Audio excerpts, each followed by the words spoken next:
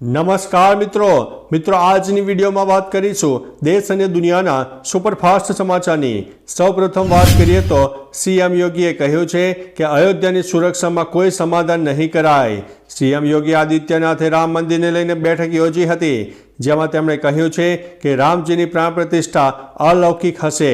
22 જાન્યુઆરીએ સવારે પ્રાણ પ્રતિષ્ઠા બાદ સાંજે દીપોત્સવ થશે।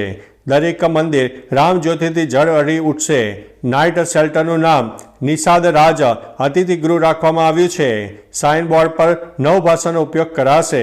અયોધ્યાની સુરક્ષા અને સ્વચ્છતામાં કોઈ સમાધાન કરાશે નહીં। અન્ય મહત્વના સમાચારની વાત કરીએ તો ગિફ્ટ સિટી બાદ હવે અહીંયા મળશે દારૂ।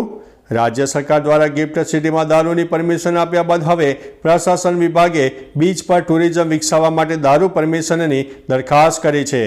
ગુજરાત પાસે 1600 કિલોમીટર લાંબો દરિયા કિનારો આવેલો છે।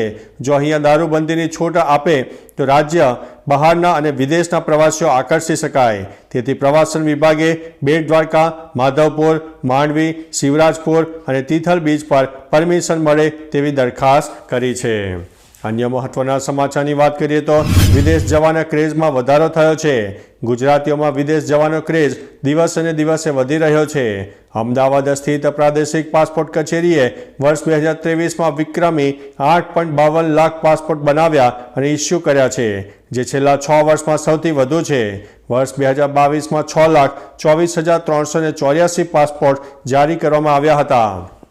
આમ વર્ષ 2022ની તુલનામાં 2023માં આ ટકાવારી જોઈએ તો 36.5% વધુ છે।